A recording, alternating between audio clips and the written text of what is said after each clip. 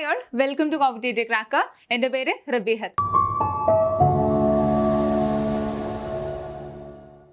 അപ്പോൾ ഇന്നത്തെ ക്ലാസ്സിൽ നമ്മൾ നോക്കാനായിട്ട് പോകുന്നത് നമ്മുടെ CSEB എക്സാമിന് കറണ്ട് അഫയേഴ്സിന്റെ ഭാഗത്തുനിന്നും അതുപോലെ തന്നെ GKയുടെ ഭാഗത്തുനിന്നായിട്ട് ചോദിച്ചിട്ടുള്ള പ്രധാനപ്പെട്ട കുറച്ച് ക്വസ്റ്റ്യൻസ് ആണ്.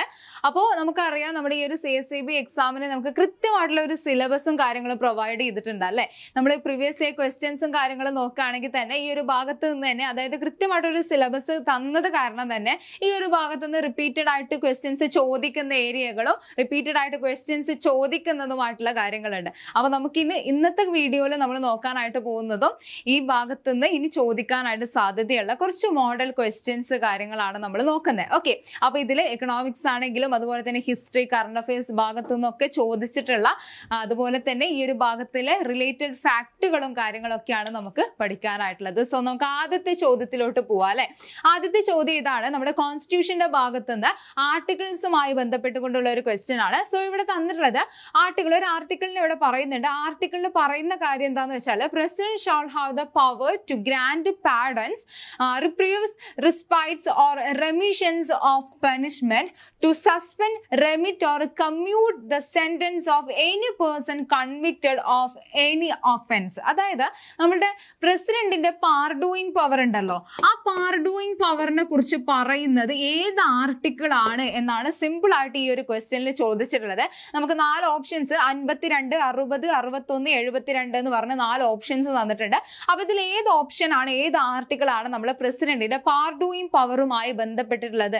ഇപ്പൊ എന്തെങ്കിലും ഒരു കേസിന്, ഇപ്പൊ ഡെത്ത് സെന്റൻസിനൊക്കെ ഒരാളെ വിധിച്ചിട്ടുണ്ട് എന്നുണ്ടെങ്കിൽ അത്തരത്തിൽ ഈ പാർഡൂയിങ് പവറുമായി ബന്ധപ്പെട്ടുകൊണ്ട് പ്രസിഡന്റിന് ഒരു പവർ വരുന്നുണ്ട് അല്ലെ.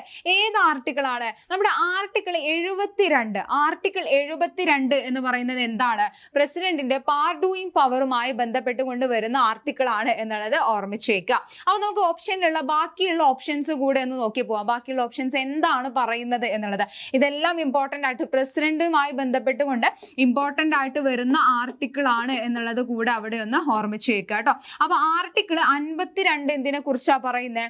ആർട്ടിക്കിൾ 52 പറയുന്നത് there shall be a president of India എന്നുള്ളതാണ്. നമുക്ക് എന്താണ്, ഒരു പ്രസിഡന്റ് ഉണ്ടായിരിക്കണം എന്നുള്ള ഒരു കാര്യം പറയുന്നത് ഏത് ആർട്ടിക്കിളിലാണ്? ആർട്ടിക്കിൾ 52 എന്നുള്ളത് നമുക്ക് കാണാൻ പറ്റും. അതുപോലെ തന്നെ ഇവിടെ നമ്മൾ നോക്കുമ്പോൾ ആർട്ടിക്കിൾ 60 എന്ന് പറയുന്നത് എന്തിനെ കുറിച്ചാ പറയുന്നത്?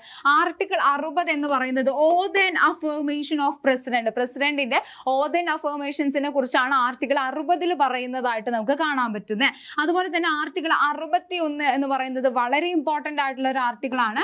ഇംപീച്ച്മെന്റ് അല്ലെ, ഈ പ്രസിഡന്റിന്റെ ഇംപീച്ച്മെന്റുമായി ബന്ധപ്പെട്ടുകൊണ്ട് വരുന്ന ഒരു ആർട്ടിക്കിൾ ആണ് ആർട്ടിക്കിൾ 62 എന്ന് പറയുന്നത്. അതുപോലെ തന്നെ ആർട്ടിക്കിൾ 72 ആണ് എന്ത്, പ്രസിഡന്റിന്റെ പാർഡൂയിങ് പവറുമായി ബന്ധപ്പെട്ട് നിൽക്കുന്നത് എന്നുള്ള കാര്യം കൂടെ അവിടെ ഓർമ്മിച്ചു വെക്കുക. അപ്പൊ ഇത്രയും പ്രധാനപ്പെട്ട ആർട്ടിക്കിൾസ് ഈ ഒരു ക്വസ്റ്റ്യനിൽ നിന്ന് തന്നെ അവിടെ പഠിച്ചു പോവാം. ഇനി അടുത്ത ക്വസ്റ്റ്യൻ എന്ന് പറയുന്നത് ബ്ലൂ റെവല്യൂഷൻ ആണ്. ഇത്തരത്തിലുള്ള റെവല്യൂഷൻസ്, അതായത് ഇക്കണോമിക്സിലെ റെവല്യൂഷൻസുമായി ബന്ധപ്പെട്ടുകൊണ്ടുള്ള ക്വസ്റ്റ്യൻസ് നമുക്ക് പലപ്പോഴും കാണാറുണ്ട്. അതിൽ ഈ പറയുന്ന ബ്ലൂ റെവല്യൂഷൻ എന്ന് പറയുന്നത് എന്തുമായി ബന്ധപ്പെട്ടതാണ്? Fish, oil seed, water, milk. Blue revolution എന്ന് കേൾക്കുമ്പോൾ തന്നെ നമുക്കറിയാം നമ്മുടെ ഫിഷ് പ്രൊഡക്ഷനുമായി ബന്ധപ്പെട്ടുകൊണ്ട് വരുന്ന ഒരു ടേം ആണ് ബ്ലൂ റെവല്യൂഷൻ എന്ന് പറയുന്നത്. അപ്പൊ ഇതിൽ പല തവണയായിട്ട് റിപ്പീറ്റഡ് ആയിട്ട് ചോദിച്ചിട്ടുള്ള പല റെവല്യൂഷൻസ് ഉണ്ട്. അപ്പൊ നമ്മൾ ഈ പറയുന്ന ഓയിൽ സീഡിന്റെ പ്രൊഡക്ഷനുമായി ബന്ധപ്പെട്ടുകൊണ്ട് വരുന്നതാണ് യെല്ലോ റെവല്യൂഷൻ എന്ന് പറയുന്നത് അല്ലെ. യെല്ലോ റെവല്യൂഷൻ എന്ന് പറയുന്നത് ഓയിൽ സീഡ് ആണ്. അതുപോലെ തന്നെ മിൽക്ക് പ്രൊഡക്ഷനുമായി ബന്ധപ്പെട്ടുകൊണ്ട് വരുന്നതാണ് നമ്മുടെ വൈറ്റ് റെവല്യൂഷൻ എന്ന് പറയുന്നത് മിൽക്ക് പ്രൊഡക്ഷനുമായി ബന്ധപ്പെട്ടുകൊണ്ട് വരുന്നതാണ്. അതുപോലെ തന്നെ നമുക്കറിയാം നമ്മുടെ ഈ പറയുന്ന ഗ്രീൻ റെവല്യൂഷൻ എന്ന് പറയുന്നത് എന്താണ്? ഗ്രീൻ റെവല്യൂഷൻ എന്ന് പറയുന്നത് അഗ്രികൾച്ചർ ഫീൽഡുമായി ബന്ധപ്പെട്ടുകൊണ്ട് വരുന്നതാണ് ഗ്രീൻ റെവല്യൂഷൻ എന്ന് പറയുന്നത്.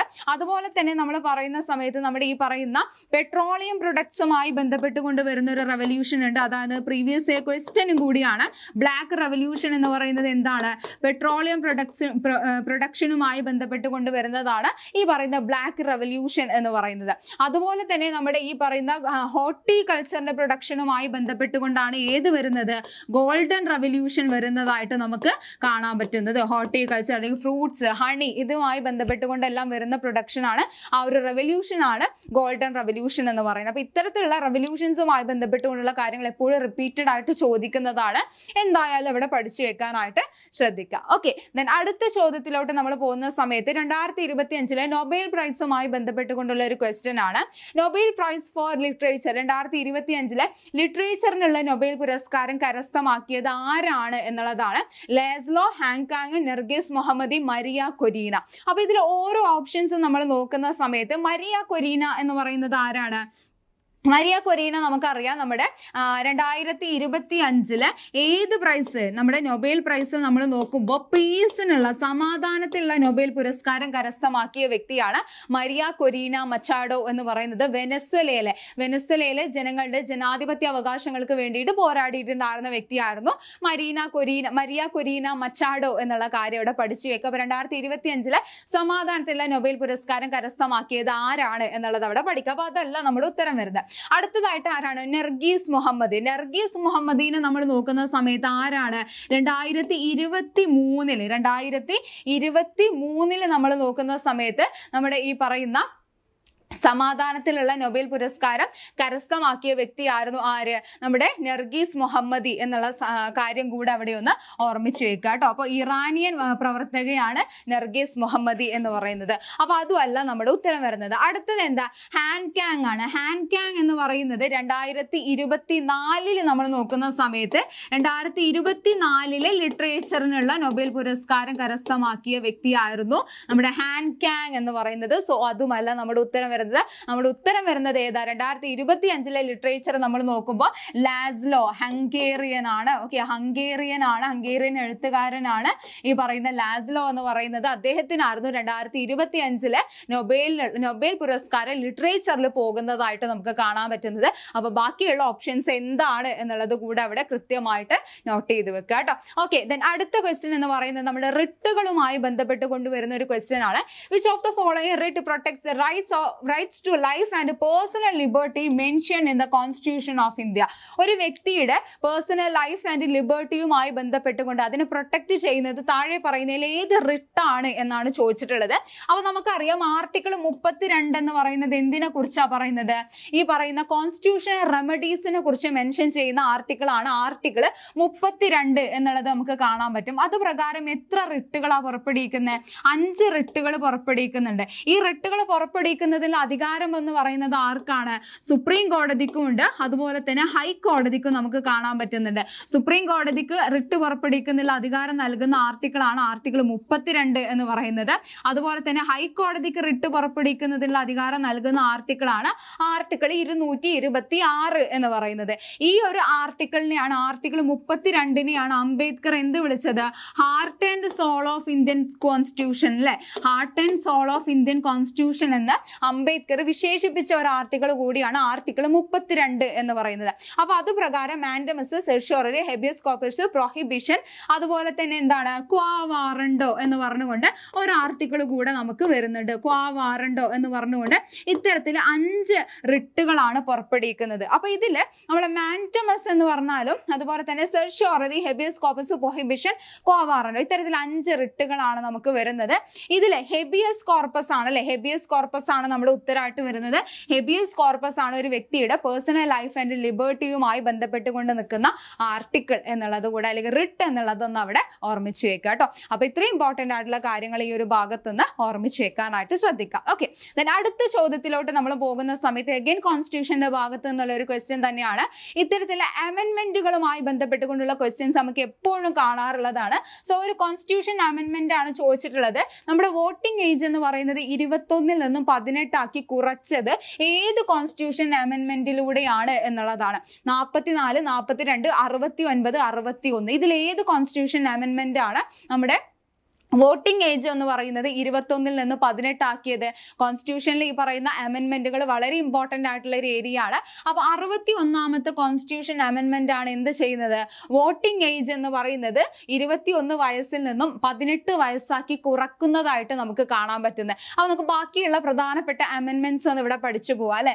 42ാമത്തെ കോൺസ്റ്റിറ്റ്യൂഷൻ അമെൻമെന്റിനെ കുറിച്ച് നമ്മൾ പറയുന്ന സമയത്ത് 1976 42ാമത് കോൺസ്റ്റിറ്റ്യൂഷൻ അമെൻമെന്റ് പാസ്സാക്കുന്നതായിട്ട് നമുക്ക് കാണാൻ പറ്റുന്നത്. അപ്പൊ ഇവിടെയാണ് നമ്മുടെ ഈ പറയുന്ന സോഷ്യലിസ്റ്റ്, ഓക്കെ, സോഷ്യലിസ്റ്റ്, അതുപോലെ തന്നെ സോഷ്യലിസ്റ്റ്, സെക്യുലർ, ഓക്കെ, 42ാമത്തെ അമെൻമെന്റ് 1976 പാസ്സാക്കി.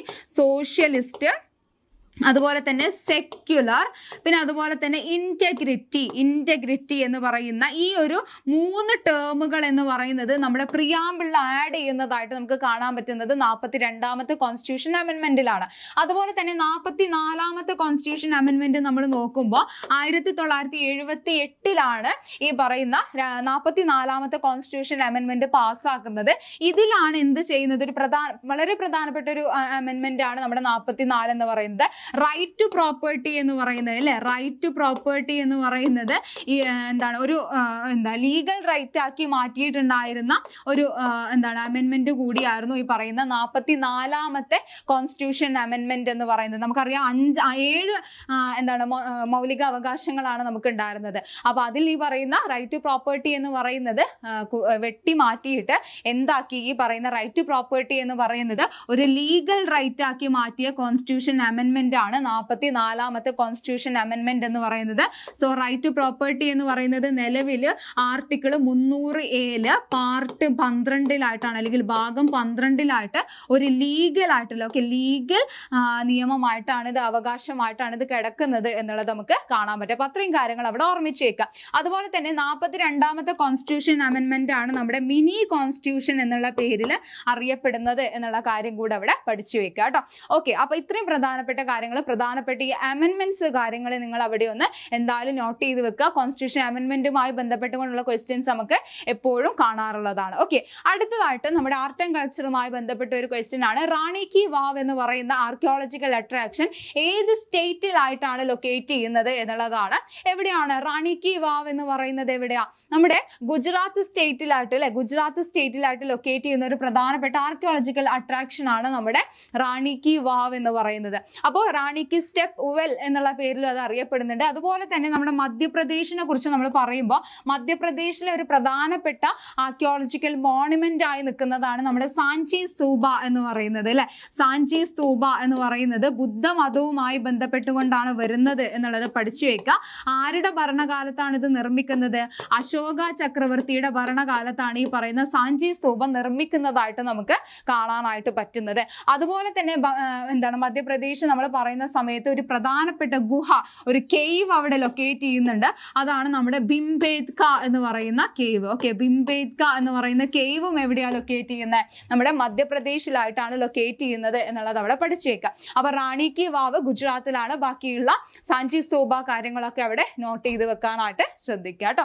ഓക്കെ, ദെൻ അടുത്ത ചോദ്യത്തിലോട്ട് നമ്മൾ പോകുമ്പോൾ മോഡേൺ ഇന്ത്യയുടെ ഭാഗത്തുള്ള ഒരു ക്വസ്റ്റ്യൻ ആണ്. ക്വിറ്റ് ഇന്ത്യ മൂവ്മെന്റ് എന്നാണ് സ്റ്റാർട്ട് ചെയ്തത് എന്നാണ് ചോദിച്ചിട്ടുള്ളത്. എവിടെ നിന്നാണ് സ്റ്റാർട്ട് ചെയ്തിട്ടുള്ളതാണ്?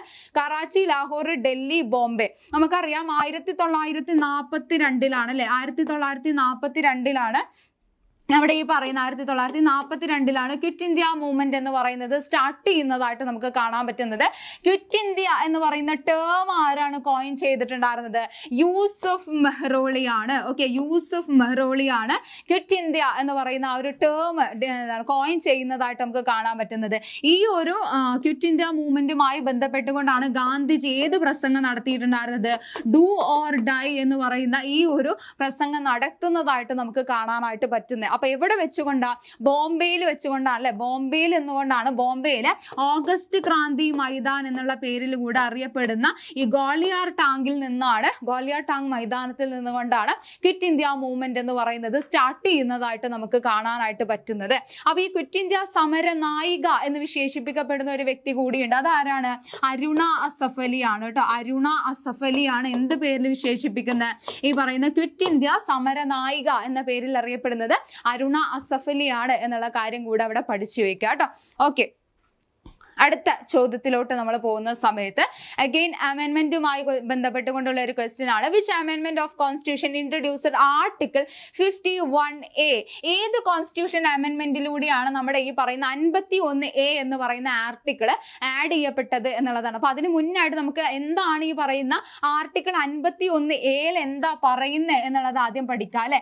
ആർട്ടിക്കിൾ 51A നമ്മൾ പറയുന്ന സമയത്ത് നമ്മുടെ ഫണ്ടമെന്റൽ ഡ്യൂട്ടീസിനെ കുറിച്ച് ഡിസ്കസ് ചെയ്യുന്നതാണ് ആർട്ടിക്കിൾ 51A എന്നുള്ളത് നമുക്ക് കാണാൻ പറ്റും. ഏത് കമ്മിറ്റിയുടെ റെക്കമെൻഡേഷൻസ് പ്രകാരമാണ്? സ്വരൺ സിംഗ്. ഓക്കെ, സ്വരൺ സിംഗ് കമ്മിറ്റിയുടെ റെക്കമെൻഡേഷൻസ് പ്രകാരമാണ് ഈ പറയുന്ന ആർട്ടിക്കിൾ 51A എന്ന് പറയുന്നത് ആഡ് ചെയ്യപ്പെടുന്നതായിട്ട് നമുക്ക് കാണാൻ പറ്റുന്നത്. സോ ഏത് കോൺസ്റ്റിറ്റ്യൂഷൻ അമെൻമെന്റിലൂടെയാണ് ഇത് ആഡ് ചെയ്യപ്പെട്ടിട്ടുണ്ടായിരുന്നത്? നമ്മുടെ 42ാമത് കോൺസ്റ്റിറ്റ്യൂഷൻ അമെൻമെന്റിലൂടെ 1976 42ാമത് കോൺസ്റ്റിറ്റ്യൂഷൻ അമെൻമെന്റിലൂടെയാണ് ആർട്ടിക്കിൾ 51A എന്ന് പറയുന്നത് ആഡ് ചെയ്യപ്പെടുന്നതായിട്ട് നമുക്ക് കാണാനായിട്ട് പറ്റുന്നത്. സോ അതവിടെ ഓർമ്മിച്ച് വെക്കാനായിട്ട് ശ്രദ്ധിക്കുക കേട്ടോ. ഓക്കെ, അതുപോലെ തന്നെ ഇവിടെ ഇമ്പോർട്ടന്റ് ആയിട്ട് വരുന്ന മറ്റൊരു അമെൻമെന്റ് ആണ് നമ്മുടെ 73ാമത് കോൺസ്റ്റിറ്റ്യൂഷൻ അമെൻമെന്റ് എന്ന് പറയുന്നത്. 73ാമത്തെ കോൺസ്റ്റിറ്റ്യൂഷൻ അമെൻമെന്റും അതോടൊപ്പം തന്നെ 74ാമത്തെ കോൺസ്റ്റിറ്റ്യൂഷൻ അമെൻമെന്റും നമുക്ക് ഇമ്പോർട്ടന്റ് ആണ്. 73ാമത്തെ കോൺസ്റ്റിറ്റ്യൂഷൻ അമെൻമെന്റ് എന്ന് പറയുന്നത് നമ്മുടെ പഞ്ചായത്ത് രാജ് സംവിധാനത്തെ കുറിച്ചാണ് പറയുന്നത് അല്ലെ. 73 എന്ന് പറയുന്നത് പഞ്ചായത്ത് രാജ് സംവിധാനമാണെങ്കിൽ 74ാമത്തെ കോൺസ്റ്റിറ്റ്യൂഷൻ അമെൻമെന്റ് എന്ന് പറയുന്നത് എന്തിനെ കുറിച്ചാണ് പറയുന്നത്? മുനിസിപ്പാലിറ്റികളെ കുറിച്ചാണ് പറയുന്നതായിട്ട് നമുക്ക് കാണാനായിട്ട് പറ്റുന്നത്. സോ 73ാമത്തെ 74ാമത്തെയും അമെൻമെന്റ് എന്ന് പറയുന്നത് അവിടെ ഇമ്പോർട്ടന്റ് ആണ്. ഓക്കെ, അതവിടെ പഠിച്ചു വെക്കാനായിട്ട് ശ്രദ്ധിക്കുക കേട്ടോ. അതുപോലെ തന്നെ പഞ്ചായത്ത് രാജ് സംവിധാനം ആദ്യമായിട്ട് വന്നിട്ടുണ്ടായിരുന്ന എവിടെയായിരുന്നു? നമ്മുടെ രാജസ്ഥാനിലായിരുന്നു എന്നുള്ളത് നമുക്ക് കാണാൻ പറ്റും. ഓക്കെ, ദെൻ അടുത്ത ചോദ്യം നമ്മൾ നോക്കുമ്പോൾ which viceroy ordered the partition of Bengal in 1905? 1905 Bengal partition എന്ന് പറയുന്നത് കമാൻഡ് ചെയ്തിട്ടുണ്ടായിരുന്നത് അല്ലെങ്കിൽ അതിന് മുന്നോട്ട് വന്നിട്ടുണ്ടായിരുന്നത് ഈ താഴെ പറയുന്നതിൽ ഏത് വൈസ്രോയി ആണ് എന്നുള്ളതാണ്. അപ്പൊ 1905 ഏത് നടക്കുന്നത്? ബംഗാൾ പാർട്ടീഷൻ നടക്കുന്നതായിട്ട് നമുക്ക് കാണാൻ പറ്റുന്ന വർഷം ഇമ്പോർട്ടന്റ് ആണ്. എന്തായാലും ഒന്ന് നോട്ട് ചെയ്ത് വെക്കുക. അപ്പൊ ആരുടെ സമയത്താ? ലോർഡ് കേഴ്സൺ ആണ് അല്ലെ. ലോർഡ് കേഴ്സന്റെ സമയത്താണ് എന്ത് നടക്കുന്നത്? ഈ പറയുന്ന ബംഗാൾ പാർട്ടീഷൻ എന്ന് പറയുന്നത് നടക്കുന്നതായിട്ട് നമുക്ക് കാണാൻ പറ്റുന്നത്. ഈ ഒരു ബംഗാൾ പാർട്ടീഷനെ ബേസ് ചെയ്തുകൊണ്ട് രണ്ട് മൂവ്മെന്റുകൾ സ്റ്റാർട്ട് ചെയ്യുന്നതായിട്ട് നമുക്ക് കാണാൻ പറ്റുന്നുണ്ട്. അതിലൊന്നാണ് ഈ പറയുന്ന ബോയ്കോട്ട് മൂവ്മെന്റ് എന്ന് പറയുന്നത്. ഓക്കെ, ബോയ്കോട്ട് മൂവ്മെന്റ് ഈ പറയുന്ന ബ്രിട്ടീഷ് വസ്ത്രങ്ങളെ അല്ലെങ്കിൽ ബ്രിട്ടീഷ് പ്രൊഡക്റ്റുകളെ ബോയ്കോട്ട് ചെയ്യുക എന്നുള്ളതാണ് അതിൽ പറഞ്ഞിട്ടുണ്ടായിരുന്നത്. അപ്പോൾ ബോയ്കോട്ട് മൂവ്മെന്റും അതോടൊപ്പം തന്നെ നമ്മുടെ സ്വദേശി മൂവ്മെന്റ് സ്റ്റാർട്ട് ചെയ്യുന്ന അല്ലെ, സ്വദേശി മൂവ്മെന്റ് സ്റ്റാർട്ട് ചെയ്യുന്നതായിട്ട് നമുക്ക് കാണാൻ പറ്റുന്നത് എവിടെയാണ്? ഈ പറയുന്ന ബംഗാൾ പാർട്ടീഷനുമായി ബന്ധപ്പെട്ടുകൊണ്ടാണ് എന്നുള്ളത് നമുക്ക് കാണാൻ പറ്റും. ഓക്കെ, അപ്പൊ ആ കാര്യങ്ങൾ അവിടെ നിന്ന് ഓർമ്മിച്ച് വെക്കാം. ഓക്കെ, അത് അടുത്ത ക്വസ്റ്റ്യനിലോട്ട് നമ്മൾ നോക്കുന്ന സമയത്ത് which of the following is not corrected with respect to അമെൻമെന്റ്സ് ഇൻ ഇന്ത്യൻ കോൺസ്റ്റിറ്റ്യൂഷൻ? ഇന്ത്യൻ കോൺസ്റ്റിറ്റ്യൂഷനിലെ അമെൻമെന്റുകളുമായി ബന്ധപ്പെട്ടുകൊണ്ട് തെറ്റായിട്ടുള്ളത് ഏതാണ് എന്നാണ് ചോദിക്കുന്നത്. അപ്പോൾ ഇവിടുന്ന് തന്നെ നമുക്ക് ഒരുപാട് അമെൻമെന്റുകൾ പഠിച്ചു പോകാം അല്ലെ. 72 എന്താന്ന് തന്നിട്ടുണ്ട്? ഈ പറയുന്ന റെന്റ് കൺട്രോൾ ട്രൈബ്യൂണൽ സെറ്റ് ചെയ്യുന്നതുമായി ബന്ധപ്പെട്ടുകൊണ്ട് വരുന്ന അമെൻമെന്റ് ആണ് 72 എന്ന് തന്നിട്ടുണ്ട്. അതുപോലെ തന്നെ 102ാമത്തെ അമെൻമെന്റ് എന്താണ്? നമ്മുടെ ഈ പറയുന്ന NCBC അതല്ലെങ്കിൽ നാഷണൽ കമ്മീഷൻ ഫോർ ബാക്ക്വേർഡ് ക്ലാസ്സിന് കോൺസ്റ്റിറ്റ്യൂഷൻ സ്റ്റാറ്റസ് നൽകുന്നതുമായി ബന്ധപ്പെട്ടുകൊണ്ടാണ് എന്ന് പറയുന്നുണ്ട്. 102ാമത്തെ അമെൻമെന്റ് എന്ന് പറയുന്നത് ശരിയാണ്. 101ാമത്തെ അമെൻമെന്റ് നമ്മൾ നോക്കുമ്പോൾ ഓപ്ഷൻ സി നമ്മൾ നോക്കുമ്പോൾ നമ്മുടെ GST അല്ലെ, GSTയുമായി ബന്ധപ്പെട്ടുകൊണ്ട് വരുന്ന അമെൻമെന്റ് ആണ് നമ്മുടെ 101ാമത്തെ അമെൻമെന്റ് എന്നുള്ളത് നമുക്ക് കാണാൻ പറ്റും. അതുപോലെ തന്നെ 61ാമത്തെ അമെൻമെന്റ് എന്ന് പറയുന്നത് എന്താ? നമ്മൾ നേരത്തെ പഠിച്ചു. 21 വയസ്സിൽ നിന്നും 18 വയസ്സാക്കിയിട്ട് വോട്ടിംഗ് ഏജ് എന്ന് പറയുന്നത് റെഡ്യൂസ് ചെയ്തിട്ടുണ്ടായിരുന്ന ആർട്ടിക്കിൾ ആയിരുന്നു ഈ പറയുന്ന ആർട്ടിക്കിൾ അമെൻമെന്റ് 61 എന്ന് പറയുന്നത്. അതും എന്താണ്? ശരിയാണ്. അപ്പൊ ഇതിൽ ഏതാണ് തെറ്റായിട്ട് വരുന്നത്?